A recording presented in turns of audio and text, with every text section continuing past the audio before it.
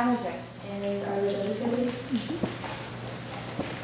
Gun control is a very controversial topic, and it refers to the strengthening around access to guns, gun safety and training, and criminal and mental background checks to ensure the public safety. My partners and I strongly support the resolution. The resolution is that federal law should require extensive background checks before you can buy a firearm. My first assertion is changing gun control laws to be stricter would decrease the amount of women being killed by their partners in America. In America, women are 500 times more likely to die during a domestic dispute if a gun is involved, and 5 women on average are killed by guns every day in America alone. Within a small time frame, in this case that's between the years 2001 and 2012, 6,410 women were killed by an intimate partner with a gun in the United States. While this doesn't recognize the women shot and injured by an intimate partner, it does show the magnitude of the problem and how guns only intensify it. My second assertion is guns are rarely, if ever, used for self-defense. A lot of time when debating gun control and who should be allowed to have access to guns, a common argument is that they're used to defend oneself rather than to injure themselves or anyone else. This is proved to not be the case, as in America during 2017, there were 39,773 firearm-related deaths, about 36%, or 14,542 of them being homicides. Another 23,854, or 59%, were suicides. Just from these numbers, it is evident that guns are predominantly not being used for self-defense, and rather as a weapon to injure themselves or others. My third assertion is gun control laws would reduce the costs associated with gun violence. If gun violence rates go down, the amount of money coming from taxpayer dollars for people hospitalized with gun-related injuries will in turn go down. The more than 100,000 people shot and injured by guns per year cost about $3 billion worth of hospital charges. According to a study done by the American Journal of Public Health, the hospitalizations for firearm-related injuries cost Medicaid and Medicare $2.7 billion over 9 years. Additionally, about 84 of those injured by firearms are uninsured, leaving taxpayers responsible for most of those bills. My fourth assertion is strengthening gun control laws will protect the children and teens in America. It's impossible to debate gun control laws in America without touching upon a distressing issue that is school shootings. If you ask any child in America today, they will tell you the extensive measures most schools must go to keep their children safe in the occasion of school shooting. In one haunting video from the March for Our Lives campaign, as a team building exercise, an office decides to have a speaker come in and talk about what to do in the case of an active shooter in the workplace. It begins by introducing their guest speaker as an expert. The camera follows the speaker into the room and you can hear people gasp. A girl who looks to be about 12 walks in. In the video, she mentions that her teacher sings a song for them to remember what to do for a lockdown. It puts into perspective just how young she is and the fear instilled in American children.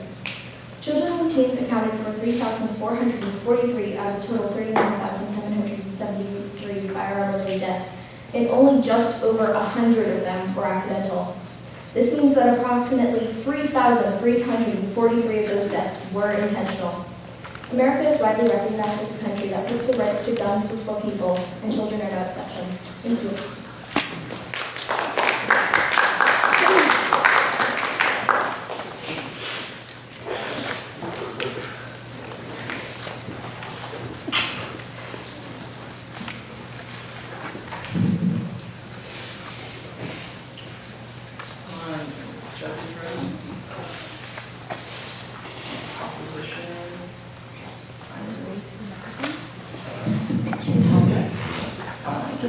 No? No, it's fine. Hi, my name is Sam. Parkland, Florida, Sutherland Springs, Las Vegas, Orlando, San Bernardino, 163 killed and 162 wounded. While in theory, background checks should be an effective method of preventing gun deaths, I've just listed a few examples of recent mass shootings in which background checks proved to be ineffective. In these cases, murderers got access to their guns either when a background check failed to prevent the purchase or by using an already legally purchased weapon. My partners and I strongly negate the resolution that federal law should require more extensive background checks before you can buy a firearm. I would like to refute one of the assertions by saying Gary Kleck, a criminologist and a professor, estimates that there are 2.5 million gun offenses used per year, 200,000 being women, A similar study in 1994 under President Clinton found this number to be 1.5 million, which would result guns being used over 47 times more often to defend a life than to take one. Also, according to this, I would also like to refute another assertion by saying, according to the CDC, over half of all homicides of victims aged 15 to 19 are gang-related. The same study found that these gang-related homicides involve firearms that are acquired illegally. 26% of those child firearms deaths are suicides. My first assertion is background checks are not the most important thing we can do to stop crime. Since 1991, when the nation's violent crime rate hit an all-time high, violent crime has been cut by half. As gun control has been eliminated or ameliorated at the federal, state, and local levels, most experts attribute the decrease in crime to economic factors, improved policing programs, increased incarceration rates, and other factors unrelated to gun control. If more gun control has shown to not decrease crime, we should be looking at other ways in lowering crime. A city-level cross-sectional analysis was performed on data pertaining to every U.S. city with a population of at least 25,000 in 1990, assessing the impact of 19 major types of gun control laws in controlling for gun ownership levels and numerous other possible confounders. Results indicate that gun control laws, including background checks, generally show no evidence of effects on crime rates. My second additional assertion is federal gun control laws should not be changed. In addition to requiring firearm dealers, manufacturers, and importers to initiate a background check on any non-licensee to whom they intend to transfer a firearm, and prohibiting the possession of firearms by 9 categories of prohibited persons. Federal law already prohibits things associated with what gun control supporters call online or internet firearm sales. While a person may advertise a firearm on the internet, we feel that gun control laws are strong. Here are just a few examples of federal laws. Federal law prohibits transferring a firearm to anyone known or believed to be prohibited from possessing firearms. Federal law also prohibits a non-licensee from acquiring a handgun outside his state of residence. Prohibits a non-licensee from acquiring a rifle or shotgun from a non-licensee out of states of residence. Making background checks more extensive is not in the best interest of the average U.S. citizen. U.S. citizens want to easily be able to protect themselves without waiting for months on end. This is why we should not have more extensive background checks. Thank you.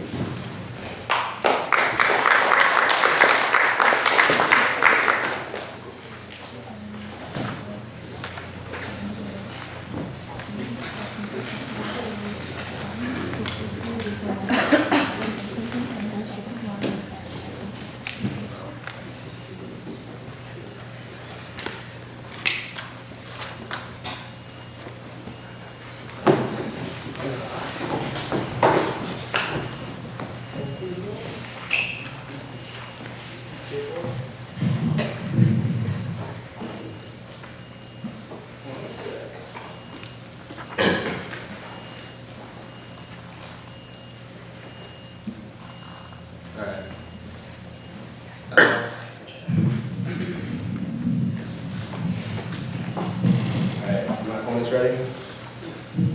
My camera and timer ready? My judge ready? Alright. So, one of my refutations is going to come up later in my assertions. It's about the loopholes, about private gun sales.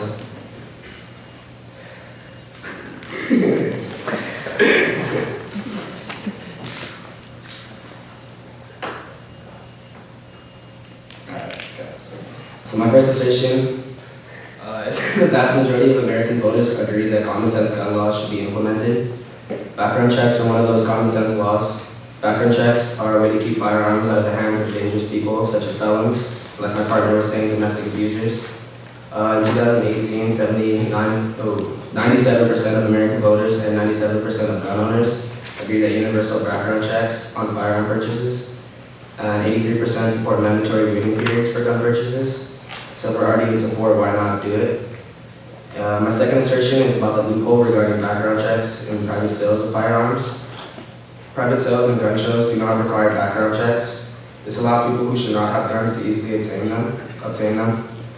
40% of gun sales were performed by unlicensed dealers. It's estimated that 6.6 million firearms were sold unlicensed with unlicensed dealers alone in 2012 alone. According to Giffords Law Center, people who commit crimes with firearms might try to obtain guns from sellers who aren't required to run background checks. Purchases from armslist.com, which is a major online firearm marketplace, are 7 times more as likely to use firearms prohibiting marketplace are 7 times as likely to have firearm prohibiting criminals with a criminal record than people attempting to buy guns from with license. Sorry. My third assertion is in Mississippi, as a Mississippi revoking its background check law and resulting in increased murder rates. In 2007, Mississippi revoked its permit to purchase handgun law. This law made it so that anyone attempting to purchase a handgun had to present a license verifying that they had completed a background check. After revoking this law, Mississippi's murder rate rose by 16%. Thank you.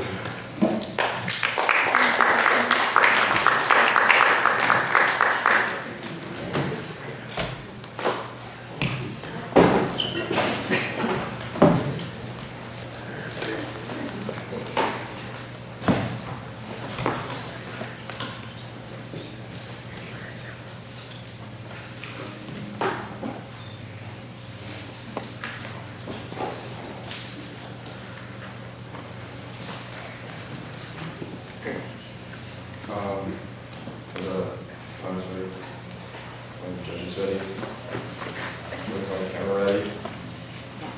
The time ready.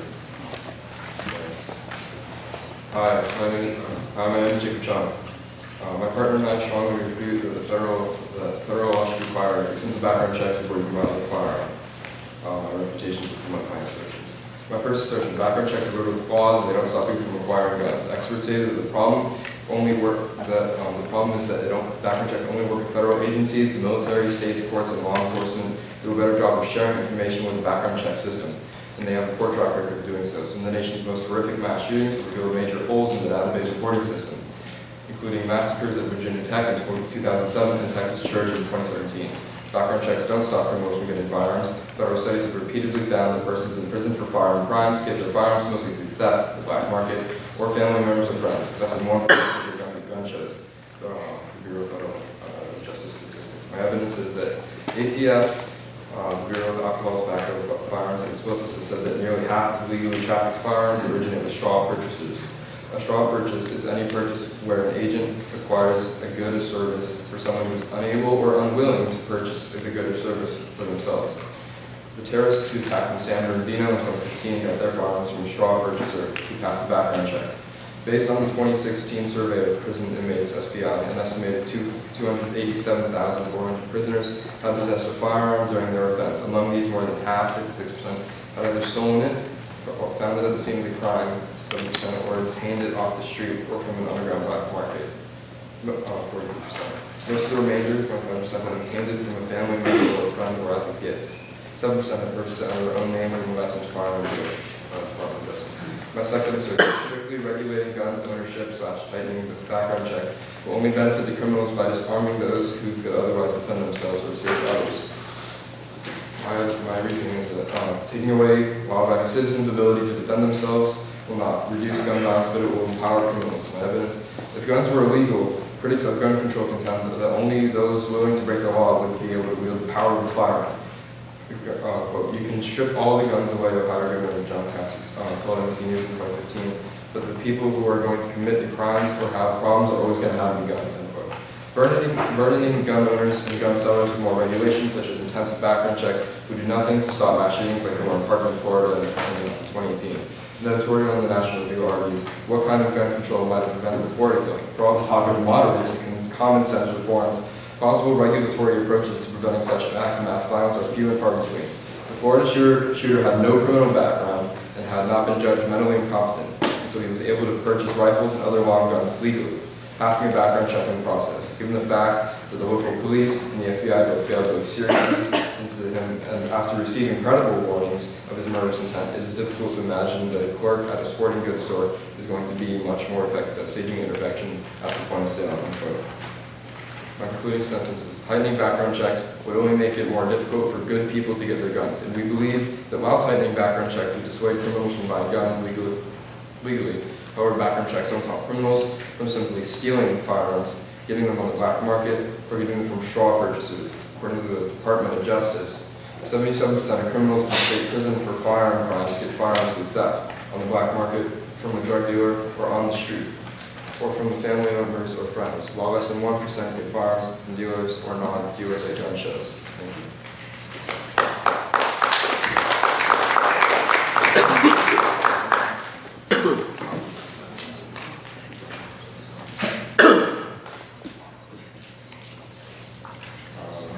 Yeah. About to fix the mic so that you're speaking more directly. Okay. For my opponent, the judge study.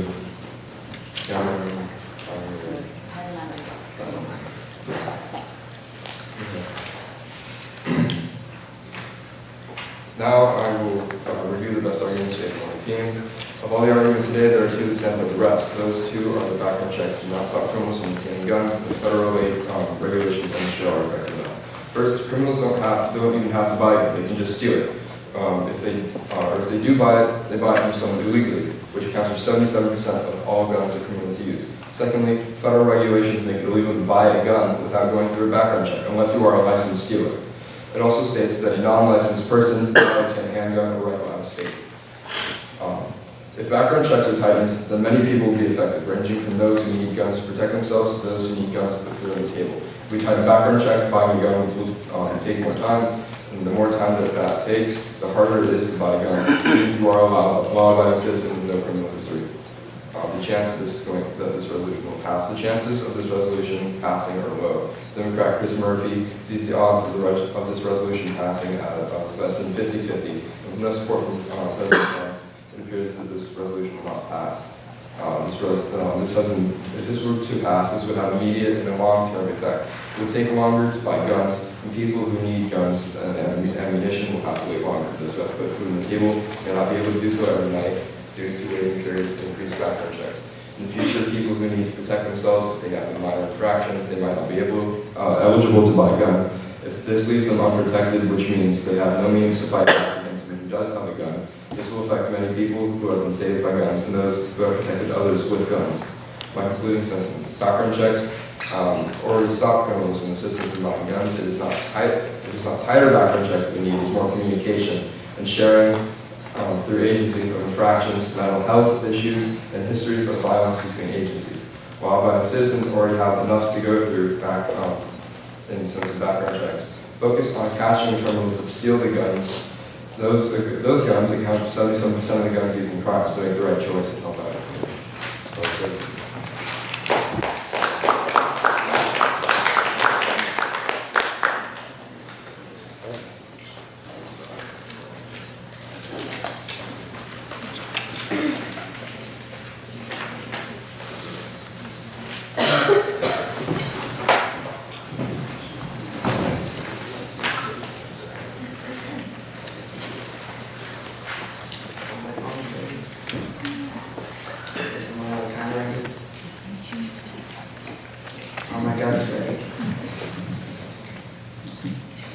I would first like to start off by countering my opponent's assertion. He said that background checks are flawed, and I believe that that is even more reason why they should be strengthened and put more effort into making them unflawed. He secondly said that background checks benefit criminals by making legal citizens not have firearms. I believe this is incorrect. He also stated that the black market weapons are how most illegal weapons are obtained. And I've found that most of the black market weapons are trafficked from like private auctions. So the weapons that are sold on the black market are originally obtained from private auctions, which do not require background checks. He also said that background checks stop legal citizens from obtaining weapons. While this is not true because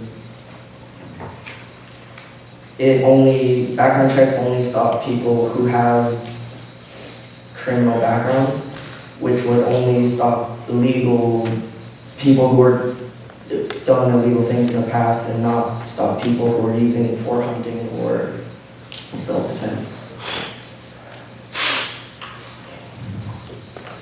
Hi, I'm Jake, and I support the proposition that there should be more extensive background checks.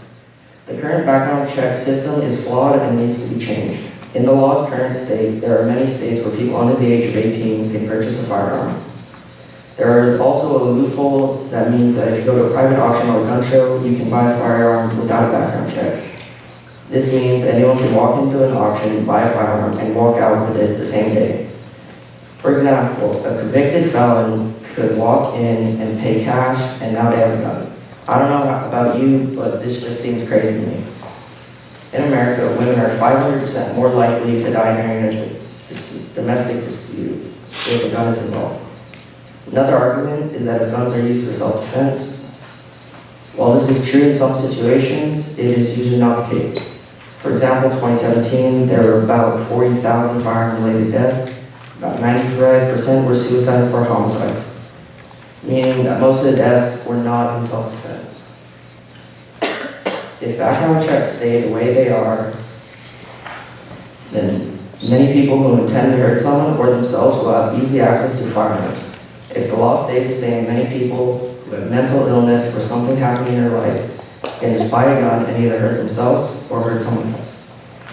Which we've seen before in many of the mass shootings where a shooter will shoot as many people as he can and then he will end his own life.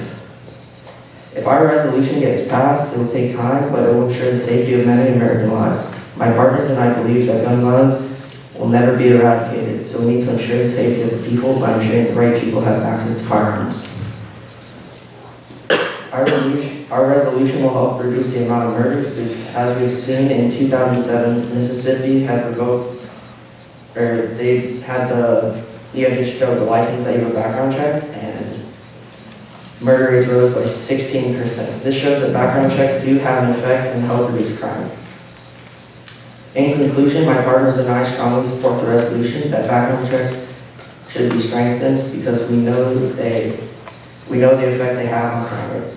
We believe that current background check system is flawed and needs to be strengthened because of the loopholes in private sales, as well as the amount of mass shootings and mental illness in the world. The current background check system was made for the 1970s. Why are we trusting a system from the 1970s to protect the American population? Thank you.